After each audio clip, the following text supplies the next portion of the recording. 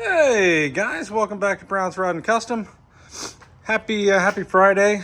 We have been hard at work over here. Big Ron's been busting his hump trying to get this dialed in here for our Mustang 2 front cross member on our 1958 Chevy Apache pickup truck. I apologize. The videos you're seeing and what you're gonna see for the next couple days, my camera died, so I'm using my iPhone. So I apologize for that. Hopefully the quality is decent enough.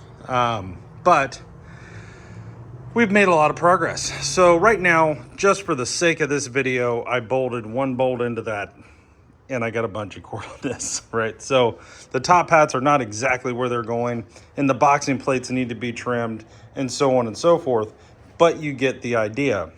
So I wanted to go over with you guys kind of how we got here, okay? So the first thing we did was unbox everything. Second thing we did was oogle over the Wilwood calipers, and now we're on to actually trying to get this thing installed. So we've actually taken everything, like you guys have seen the pictures of it sprawled across the floor, and we put it away so we don't kill it, because we will. And now it's really kind of down to the nitty gritty here, right? So first thing Big Ron did was get this frame sitting level. That was the first thing he did. Second thing he did was we needed to get our lines, right? Where does the cross member go, so on and so forth, right? So how he did that, and if you look at the directions, we're going off the Hyatt directions, because when you buy this kit, there's no directions, but they are literally the same. So any Mustang 2 that you're gonna put on here is gonna be these specific measurements. So from right here, okay, the dead center here to, well, you go 20 and 7 inches from right here this way, okay? 20 and 7/8. And that's gonna put you, honestly, it's like right here, right there. And that's gonna be your center line of the cross member, okay? So what it looks like here and what it is probably two different things, but you can see it better there, right there, right? So, and again, that top hat not in the right place. It actually goes back a little bit and so on and so forth. But that is what we did. So we knew the cross member should be right here. Center line of the cross member is at 20 and 7/8 from that hole right there, this direction. Every Mustang 2 direction set, TCI, Hyatt, CPP, all of them, same thing, 20 and 7/8. So we got that number. We said, okay, cool. So then we got our boxing plates out and started looking at that and realized, yes, we're going to have to trim the boxing plates and this, that, and the other. They don't exactly fit down in there. You can kind of see that dealio there. But it's, you know. So the next thing we figured out was, because we were getting ready to start figuring out boxing plates, and I looked at this and I went, we better look at something here. And what we needed to look at was right here. There's 2 rivets right there. And if you put the boxing plate in, you can't get to them. So we spent quite a bit of time getting those rivets out, these 2 here and those 2 there, so that tomorrow we can put the boxing plates in and do that whole deal. So hopefully tomorrow we'll be able to get this cross member pretty much mounted up in here. I don't know if it'll be fully welded in or not, but at least tacked in and kind of in a world, and the boxing plates trimmed up and so on and so forth. There's a lot of work. We still have to find a way. We got to get our torches refilled, those guys. But we need to heat this up and bend this over and then trim it so that the boxing plate has something to actually weld to and fit flush against, so on and so forth. So the hope here is, you know, tomorrow this starts looking like something and it's actually in here. At least the center cross member. I don't know about the hats yet, but the center cross member and the boxing plates should probably realistically be tacked in tomorrow, if nothing else. Now, we did trim right here, right there, 5/8 of an inch on both sides is what you have to trim for the cross member to be able to slide up. And the reason for that is that's just how it is. So the Hyatt kit, no matter what kit you buy, you're going to do that. So it's 1.25 inches or whatever. Split that in half, do the math. The guy did all the math. I watched the video. ends up being 5/8 on each side. You trim that out, you know, just a boom, boom, boom kind of deal, a quick U, and you can get this cross member in and out all day long. So we did that, which is why the cross member is actually sitting up in here. So lots of work, lots of figuring, just, you know, measure 17 times, cut once kind of thing. So that's what's kind of been happening over here. So tomorrow you can expect more Mustang 2 content. I doubt you'll see parts bolted onto it yet, but you're going to be able to see all this starting to get welded in and where it's going to go and so on and so forth. So that'll be kind of exciting. I'll bring that to you. The short that I put out there is Ron actually cutting that 5/8 out to get this cross member up in here. Thought you guys would find that kind of cool. But good news, it's Friday. We've got an infinite amount of time, but hopefully by the end of the weekend we'll have a lot of this in and be rolling down the road. Now, the other thing, this guy. So, yeah. So it runs fine until it starts throwing codes. And the codes are for the Vanos solenoids, which are right here, and one on the back side. Complete nightmare. I took them out today. It's one T30 Torx bolt in the bottom and one wiring clip.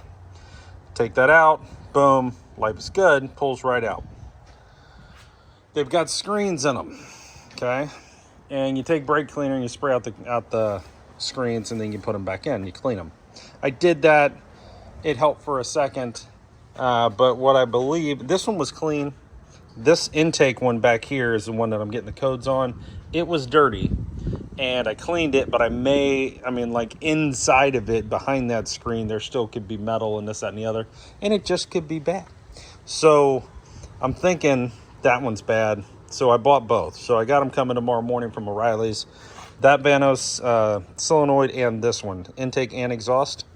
And I'll pick them up in the morning, put them in here, clear the codes, and go from there. But otherwise, we did do all the things to the body. I clay barred the whole car, waxed it with Meguiar's, washed it, waxed it, clay barred it, did the whole thing. Big Ron buffed out those weird marks on the hood and stuff where it had the old graphics on the hood. Somebody put like the racing stripe sticker kind of thing. There was like a tape mark here that came off, you know, so on and so forth. I think my wife ordered a new emblem for the hood. This guy, which is peeling, she ordered a new one of those, so I'll probably have to do that before it's all said and done, but whatever. So that's where we're at here. Now, something really interesting happened today in regards to the Volkswagen Thing world, okay? Our Volkswagen Thing world. As a lot of you know, I have a 1973 Volkswagen Thing. Drop dead gorgeous car, okay? Does a lot of things right and a couple things really wrong. So, but the biggest issue is I've been overthinking this car, okay? I went and drove Little Blue, which is a 74 blue. It's the Dub Blue out of St. Pete. It's Langer's car. I drove it today. It's the first Volkswagen of any sort that I've ever driven that's an older Volkswagen. That's not like a 90s, 2000s kind of thing and up. Other than this one. So I had no benchmark to know, okay, the brakes are supposed to feel like this. It rides like this. It takes corners like this, right? The steering's supposed to feel somewhat like this. So, had dinner with them the other night, and he said, come drive my car. So I dropped my wife off this morning. I went over to his house. He took me around St. Pete. You saw a couple idiots driving around with the windshield down, doors off, with the top down, with their eyes watering. That was us. At about 8 o'clock this morning. But really cool car. I drove it. My big thing that I took away from this is mine rides like his, so the ride is right. It stops like his. He's also got 4-wheel drum brakes. It stops just like his does, so I feel good about the brakes. But the steering, we're pretty close on steering. He's got a little less slop in the steering wheel than I do. Not a lot, but a little less. and his is a little easier to turn, mainly because I have my steering box turned pretty much full tight. So I need to loosen up my box, which I understand will create a situation where you will have some of this. But what I've realized after driving his is that's just how they are. You know, you got to drive the car. So they want to float around a little bit. So we're not that far off here is what I'm trying to say. So we got a little bit of work to do. We need to put a battery in it, and we need to adjust the steering, and yeah, it should be, and get an alignment. That's the biggie. The reason this car drives the way it does is because one wheel is aiming out and the other's aiming in. You know what I'm saying? They're aiming the opposite directions of each other instead of straight. So it makes you go down the street kind of serpentining. So, yeah. So I don't think we're going to do a new steering box or anything like that. It does have a new one on it now. It's actually the third one that's been on the car. And I feel pretty good about it. So see where this goes. We're going to try to get this to bug jam. If you're going to be around, I believe it's in Dade City. First week in November, I think. First weekend in November, something like that. It's the Florida Bug Jam, which is basically a huge Volkswagen show. So we're going to try to get her there. We'll probably trailer it over there and drive it in, put in a car show, and do that whole thing. It's a pretty good clip. It's like almost 50 miles over there. And, you know, honestly, the speed limits on the way over there are way higher than anything, you know, this can do. So I'll probably just do that, but a lot of you guys are probably going, you chicken shit. But I don't have the confidence in it just yet to, you know, drive it 50 miles and expect it to get me home. So we'll get there. But this ran like his, it stopped like his, it rode like his, and it basically steered like his. That was very exciting. Like, I can't even stress that enough. So really happy with that. Had a lot of fun doing it. Langer, if you're watching this, thanks, buddy. I appreciate you. So really kind of looking at a good place on the thing. I think we're in a pretty decent place on the Mini. I think it's a couple stupid things that, you know, quite frankly, I'm not a Mini guy, so I didn't even know what a Vano solenoid was until I started watching videos. So, yeah. Another one of those things you got to change at 100,000 miles. Basically, if you get to 100,000 miles, sell your car. That's basically, otherwise, 90,000 there, because otherwise it's going to cost you a ton of money. I did call Minnie at Westlake Chapel, and I asked him how much would it cost to have this done. So to basically do the timing chain, front seal, which you have to do when you do the timing chain, belt tensioner, water pump, the friction wheel, and air filter, plugs, coil packs, all that kind of thing, valve cover. If I brought it, because you're going to take all this off anyway, but if I brought all the parts, what would it cost?